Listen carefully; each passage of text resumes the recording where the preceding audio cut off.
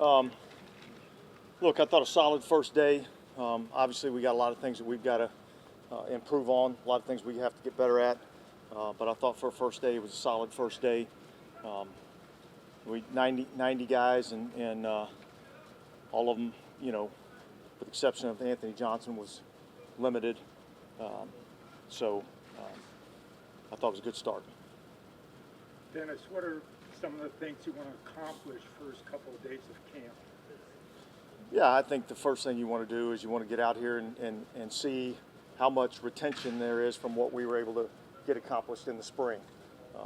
And I thought overall, it was solid in that area today.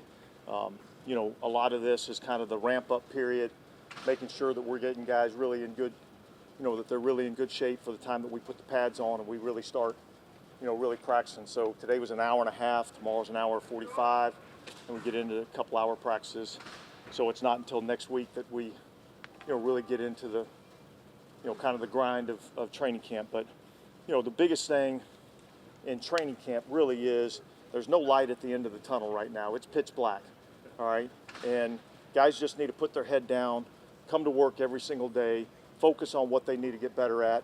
And if you do that and trust in that process, the results come.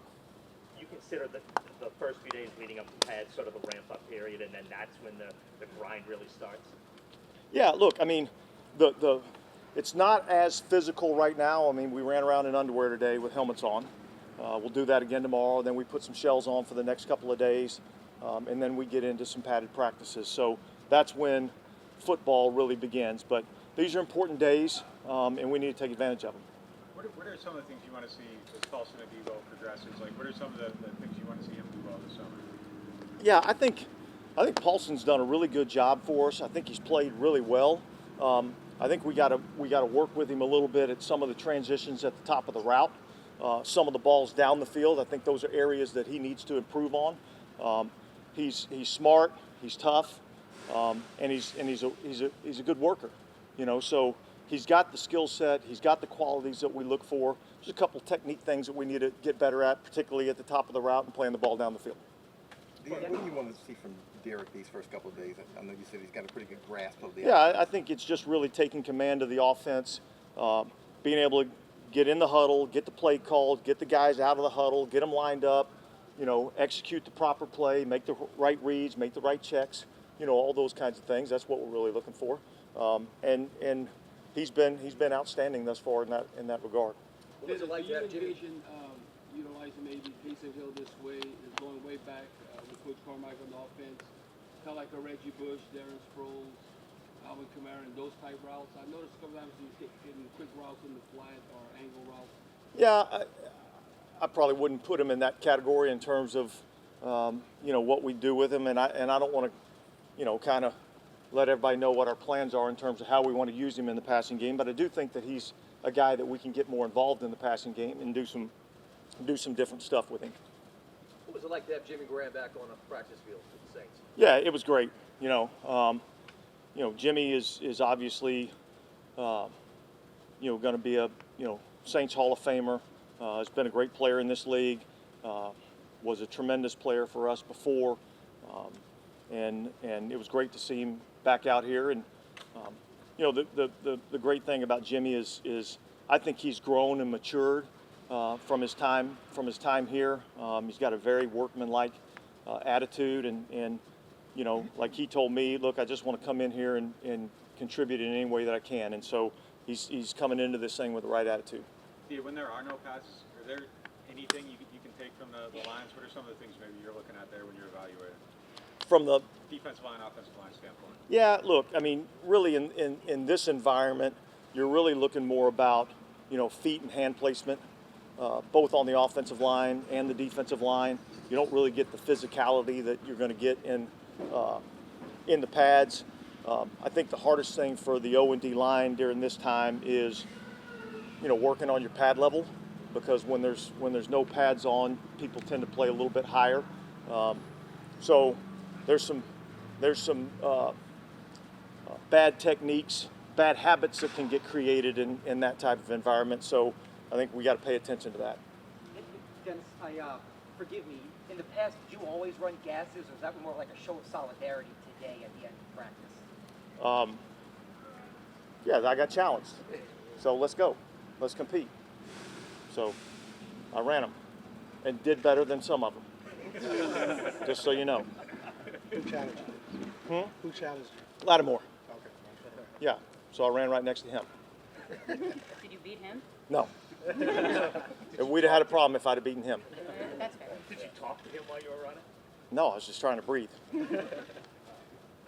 Hey, what did you see that led to the signing of Max Garcia, and we saw him playing a little bit of center today? Is that sort of where you Yeah, I think that's the plan, is to work him in at center. That was a position that I felt like we were a little bit light at, especially with the loss of Billy Price. So we worked him out.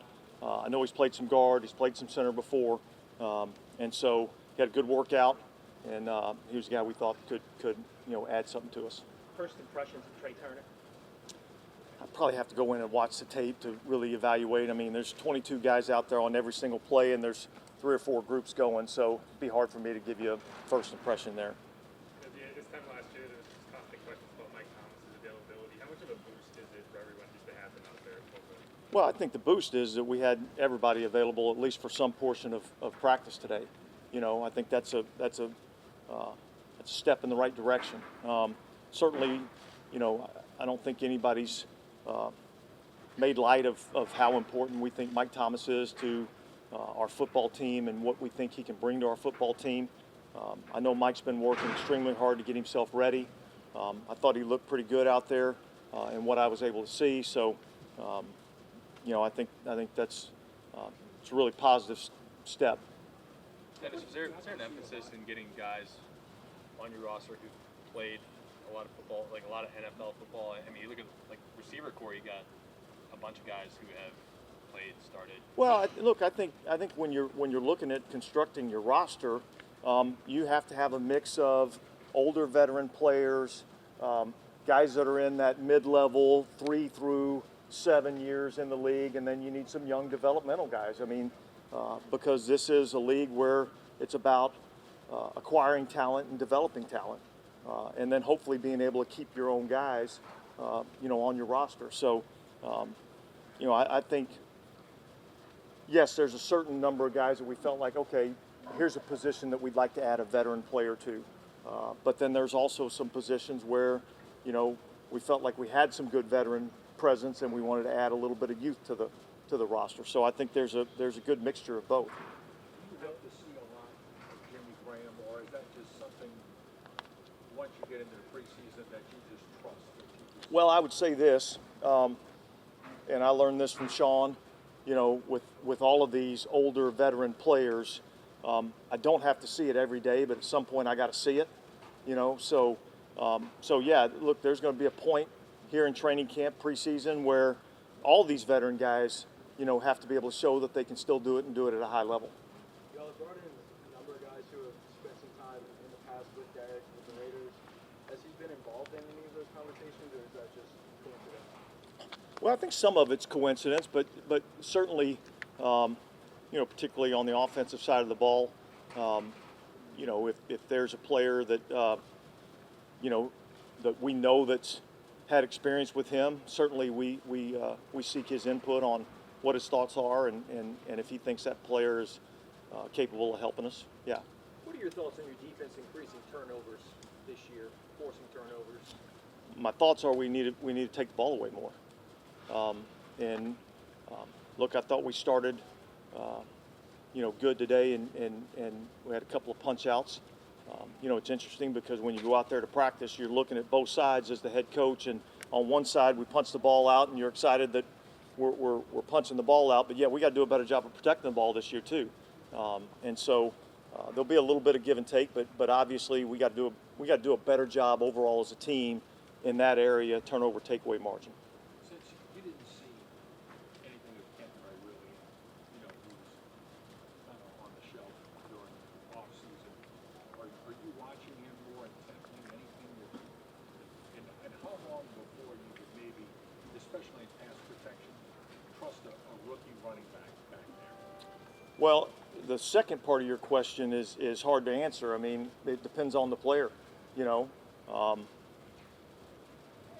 we're going to give him a lot of reps and give him a lot of opportunity to prove to us that he can do it, both in the run game, in the passing game in terms of a receiver, in the passing game in terms of a protector.